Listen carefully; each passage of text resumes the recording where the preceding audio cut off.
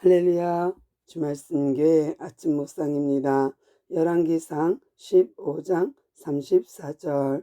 바하사가 여호와 보시기에 악을 행하되 여로보암의 길로 행하며 그가 이스라엘에게 범하게 한 그 죄 중에 행하였더라. 아멘. 바하사가 쿠데타를 일으켜 정말 여로보암의 가문을 멸절시켰죠. 그런데 그렇게 해서 새 사람 되고 새 시대가 열리면 얼마나 좋겠어요. 그런데 여전히 바하사도 여로보암의 길로 행합니다. 그러므로 하나님은 바하사 가문도 여로보암처럼 싹쓸이할 수밖에 없는 거죠. 그가 계속해서 리더인데, 왕인데 백성으로 하여금 계속 범죄하게 하는 거예요. 이 일이 하나님은 여전히 여로보암의 길로 가고 있구나라고 평가하는 거죠. 정말 우리가 리더가 잘하면 밑에 있는 사람들은 그 방향을 따라 잘 가는데, 리더가 악을 행하면 그 아래 사람들도 악을 행할 수밖에 없는 것 같습니다. 정말 하나님이 화가 났어요. 야, 여로보암의 가문을 멸절시키고 바하사를 등극시켰는데 바하사가 여전히 여로보암의 길로 행해? 안 되겠다. 바하사 집도 싹쓸이 해야겠는데? 라는 거예요. 그래서 엄청난 벌을 줍니다. 한번 예를 봤잖아요. 한번 표본을 봤잖아요.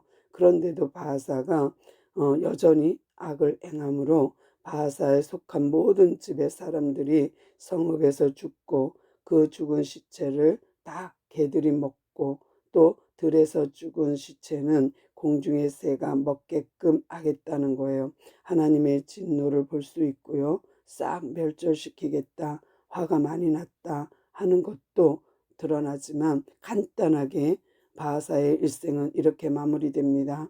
그의 남은 사적과 행정 모든 것은 이스라엘 역대지락에 기록되었다 라는 것으로 끝, 그렇게 되는 거예요. 참 그거 한마디로 그 사람의 인생과 그의 가족의 인생이 끝나는 모습을 보게 됩니다. 우리가 성경을 보다 보면 좋은 사람 또는 그 사람의 행적을 길게 서술하고 무슨 말을 했는지 무엇을 했는지 다 기록한 사람이 있는가 하면 짧게 한 절로 그 기록이 끝나는 사람도 있거든요. 낳고 죽었더라, 향수하고 죽었더라, 그냥 간단하게 끝나는 인생도 있습니다. 그러므로 바하사 가문 역시 오래가지 못하고 또 그 아들 엘라에게로 넘어가는데요. 그 과정에서 하나님은 그냥 멸절하는 게 아니라 선지자를 보냅니다.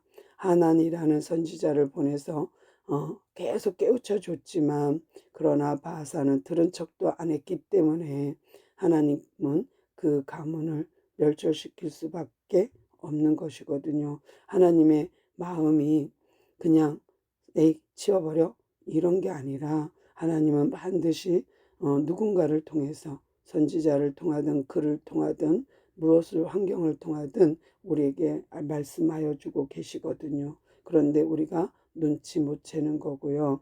1절과 7절에서 마치 가로넣기 하듯이 바하사가 이렇게 하나님의 법을 따르지 않고 여로보암의 길을 갔다 하는 것으로 그의 모든 일생을 이렇게 정리합니다.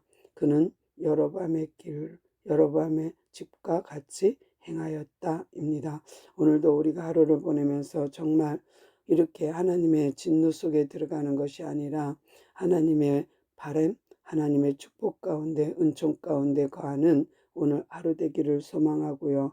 정말 하나님만 생각하고 나가는 귀한 하루 되기를 소망합니다. 주님 감사합니다. 세상에 바사가 너무 많습니다. 세상에 너무 많은 죄가 있습니다. 그럼에도 불구하고 우리가 정말 바로 설 수 있게 하시고 좌로나 우로나 치우치지 않도록 주님 우리를 붙잡아 주옵소서. 오늘도 우리의 걸음을 인도하실 주께 감사하며 예수님의 이름으로 간절히 기도드리옵나이다. 아멘.